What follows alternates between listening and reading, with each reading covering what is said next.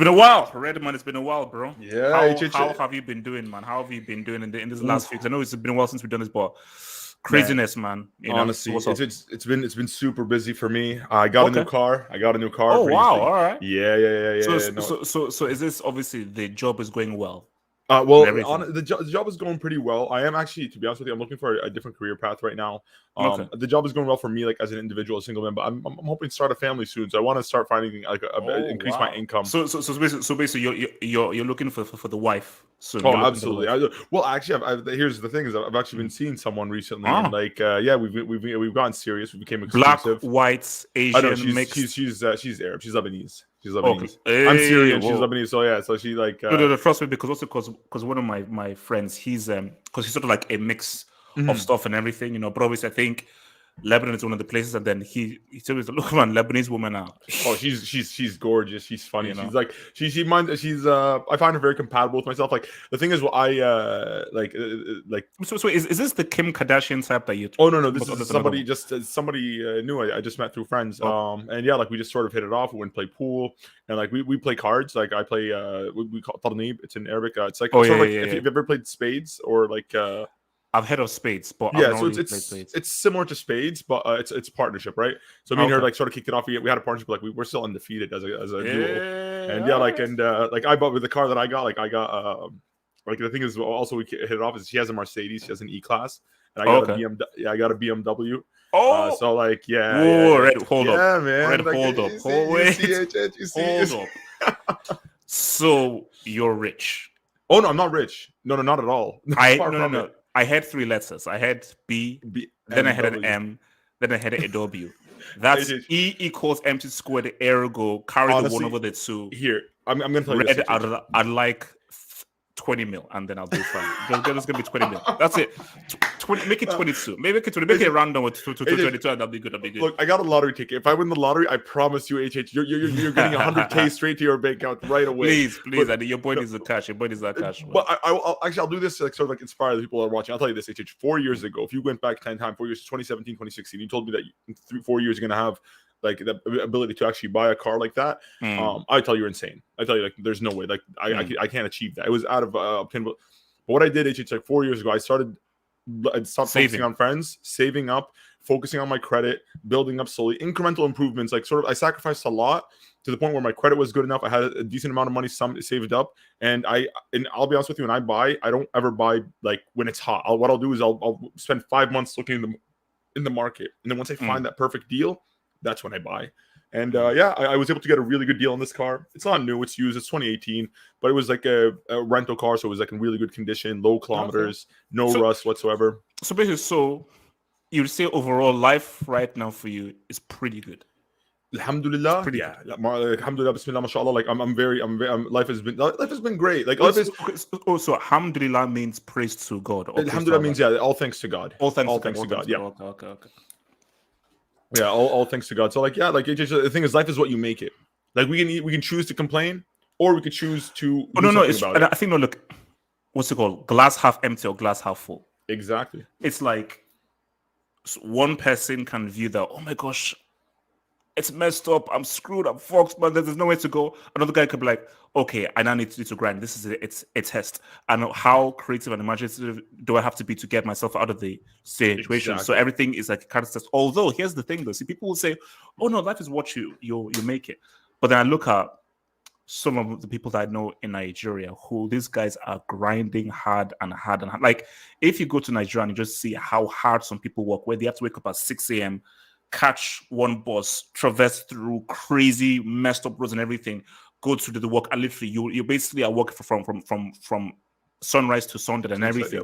And you've put on this grind, and what do you have to show for it? A crappy economy and leaders who pretty much steal and thieve money off of you. So for guys like those who keep on grinding and earn nothing, what do? Oh, keep on trying hard, keep on grinding, and keep on getting screwed over by the government. So like that's the thing. That's why I say alhamdulillah, because I understand that I'm very privileged. Like despite me being, let's say for example, not lower class or lower middle class here in North America, I know compared to 95% of the world, I'm in a very, very privileged position. That's why you always have to say thank God. Like be thankful for what you have, because you could always complain, but you always, like, even for that guy in Nigeria, like that you're saying that works all that time, he's still doing it. Because I'll give you an example. Like this summer, my family went to Syria because my sister was getting married, and I can't go because like I didn't have I wasn't double vaxxed. You told me, yeah. Yep. So like when they came back, they were telling me like it's decimated. Like economically, the people there are starving because there's an embargo going on. So like their electricity only comes 1 hour a day, and you need electricity to pump water into these houses. So like they don't have water either. The people like they're only living off of their kids who are abroad that are sending them in money. And this is a country that was for the most part was a very wealthy nation that was self-sufficient. That over 10 years of war, it's been decimated. And like for people like them, it's like they have like you are right. They feel trapped. Yeah. But I will say this about the less fortunate, or they have something that me and you will never achieve, and that's peace of mind. Because in the Western world, you're constantly thinking bills. I have to pay this bill. I have to pay that. But when you go back to Nigeria, I remember when I was in Syria, it doesn't matter. Like you own your house, you have all this stuff. You have peace of mind. When you get back home after work, you can just sit at home, make tea. You eat ugusi or and you sit back and you can just watch TV and just enjoy the simple life. Right here, no matter how hard I work, even when I'm on vacation, I'm like, oh god, after my vacation, I have to get back to work. I have my phone bill, I have my internet bill, I have my rent, I have to pay for my car insurance, I have to pay for this. You constantly always have to. You're essentially a slave that's working check to check, because if you stop, you lose everything. Yeah. Right. That's one thing that we even though we have these luxuries, we also have a lot of stress that comes with it. Yeah. Right. But I just think that like, because when you just look at like glass half empty and half full, I think it's always easier to say that when, let's say, you've been so successful. But what I always say is that for those people who view the glass as half full and put up the grind, but they earn nothing from it, how do they help? Hence why I always say to people that for the atheists who takes aim at a place like Nigeria and said, oh, blah, blah, all this whole God, religion stuff and everything, cool. Take religion away from a country like Nigeria, you'll have anarchy, you'll have war, you'll have people who go crazy, you'll have far more suicides. Because guys will be like, bro, like the Napoleon quote, that says religion keeps the poor from eating the rich. Yeah, because like it is true. Religion gives you, like, for example, for me, when I hope, go, when I'm hope, when, like exactly the hope or belief that okay, this is going towards something. If you now take that hope and thing away, you'll either act out towards the people you feel riot. Have what you want, or you go crazy.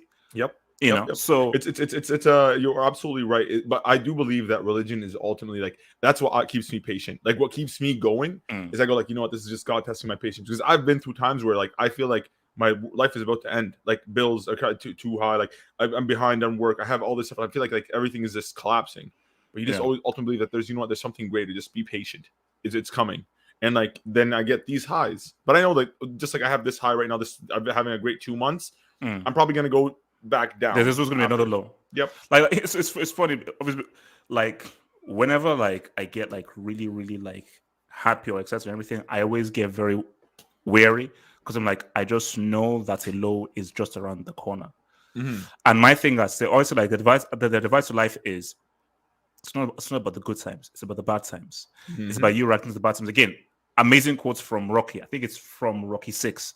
It's not about how hard you hit, it's about how hard you can get hit and keep moving forward.